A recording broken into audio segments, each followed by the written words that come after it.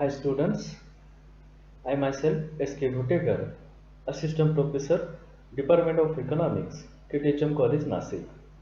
I welcome you today's lecture on our KTHM College e-learning platform. Now our first chapter is Indian banking structure, and in this chapter's new point is challenges before banking in India. But last lecture we have discussed already as a definition of scheduled banks and non-scheduled banks and difference of scheduled banks and non-scheduled banks. Today we are going to start our new point challenges before banking in India. Students, we have learned already banking system, establishment of banking system before independence in India. Now we have independence in 15 August 1947. Then till the date, our banking sector is a very developed sector as well as a growing sector, as an emerging sector, as a take-off stage sector. So, all of modern technology as well as modernization firstly adopt as our banking sector. So, what's more largest developed sector is the Indian banking sector. But this sector we adopt as a new economic policy in 1991.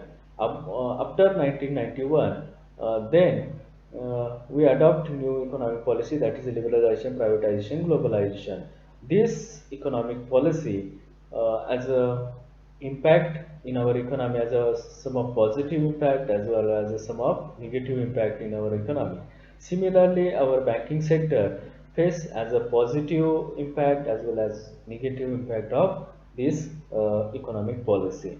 After 1991, in our Indian banking sector, maximum increase of challenges as a as a very important role as well as challenge before banking sector in India. So today we learn about which is challenges at present face of our banking sector. Now, first is non-performing assets. Non-performing assets means uh, NPS, that is NPS of banks are on the rise due to large debt disbursement and low debt recovery. Means when we take the loan from banks and not refund it within a time, so that it is increase of assets, non-performing assets. When banks give the loan as well as distribute loan among the country as well as among the economy, so this loan is a main assets of banks. So when this loan as well as debt not recover within a time, so increase of non-performing assets in banking. Now in India, all of large commercial banks, as a example of State Bank of India as well as any other public sector banks as well as the private sector banks, increase of non-performing assets in our banking sector. So it is a main challenge of banking sector in front of banking sector. But RBI's guideline as well as central government guideline to reduce the non-performing assets of in our banking sector is a very important guideline issue of banking sector from RBI. So next one is low productivity. It is one of the main challenge in front of banking sector today. As a globalized market as well as a globalization, or use globalization, so very challenge, very important challenge in front of low productivity of in our banking sector. The low productivity has been due to use surplus manpower, poor work culture, and absence of employees. It is examples of causes of low productivity in banking. So So some of time we are going to banking. This time, some banks maximum presence of use surplus manpower, and some of banks not available of employees this particular service. So it is a discrimination of banking. So the main causes of increase of low productivity in banking, the low productivity has been due to huge surplus of manpower as well as poor work culture and absence of employees. It is a causes of low productivity in banking. But RBI as well as central government as well as any other institutions guideline issues in our banking sector to increase of productivity in our service and in our business, and decrease of negative causes, negative point in our service, and increase of productivity in our banking. It is a main challenge in front of our banking sector, that is the Indian banking sector. Now next one is lack of availability of IT infrastructure. Now IT infrastructure is a present generation's need.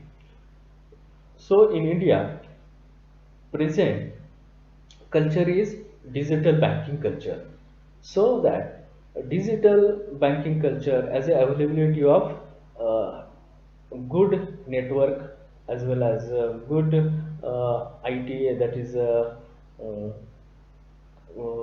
some of computer systems as well as IT's infrastructure as well as any other knowledgeable employees as a good faith of IT infrastructure handles employee as well as any other infrastructure as a presence need. But some of banks as a old banks as well as some of low productivity banks, these banks not adopt as a new technology in our service, so that lack of IT infrastructure availability, and it is a main challenge of presence scenario, presence um, developed sector. But our presence need as a maximum increase of IT infrastructure of IT infrastructure, but some of banks not adopt this service. So it is a main challenge of in front of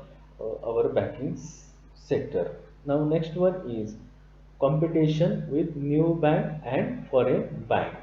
When we have adopt new economic policy in 1991, that is the LPG liberalization, privatization and globalization, so that central government as well as Reserve Bank of India issues of the new license of private banking and new license of foreign banks, so that maximum establishment of private sector new banks in India as well as migrate in India as a foreign banks and establishment their branches in our India. So these banks is a very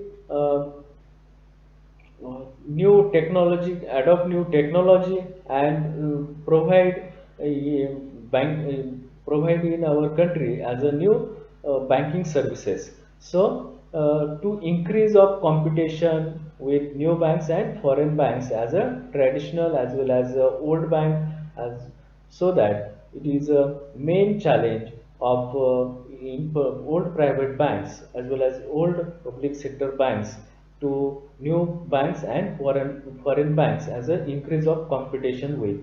So it is a very most important challenge of in front of our banking sector. After 1991 privatization in India, establishment of new private banks, foreign banks open new branches in India. New banks and foreign banks standard for technological improvements with product innovation which dominated the traditional banks. It is a main challenge of in front of our old banking sector is. Now next one is reduce profit. Day by day our banking sector reduce their profit. So the banking sector recorded slowdown in balance sheet growth for the fourth year. The economic survey 2018-19 also alarmed the policymakers about growing bad debt with the banks and their potential growth prospect in the future. It is a alarm, it is a indication, it is an indicator in front in our banking sector to increase our their growing as well as their growth, balance sheet growth as well as their productivity, as a necessary increase their productivity and reduce profit. It is a challenge, most important challenge of in front of our banking sector. Next one is crisis in management. It is a one of the each sector as a crisis of management as a entire India as well as entire economy as a universal problem as a crisis in management. So in our banking sector as a main challenge crisis in management. Public sector banks are seeing more employees retire these days. Younger employees are replacing the elder more experienced employees. This however happens at junior levels. As a result, there will be a virtual vacuum at the middle and senior level. The absence of middle management could lead to adverse impact on banks decision making process. It is a main challenge in front of banking sector. So maximum old employees as a retire and new employees requirement of new employee. So it is a generation gap as well as a decision making gap, so that as a increase of crisis in banking sector. So it is one of the main challenge in front of banking sector. So next one is rural market. In our India, maximum people survival people in our rural uh, area, so that banking in India is a generally fairly mature in terms of supply, product, range, and reach. Even though rich in rural India, still of quality of assets and capital adequacy, Indian banks are considered to have a clean, strong, and transparent balance sheet relative to other banks in a comparable economic in its own region. So, maximum banking business establishment in a rural area and a rural market is a very slow market as well as not a total developed market, and it is a main challenge in front of our banking sector, that is a rural market.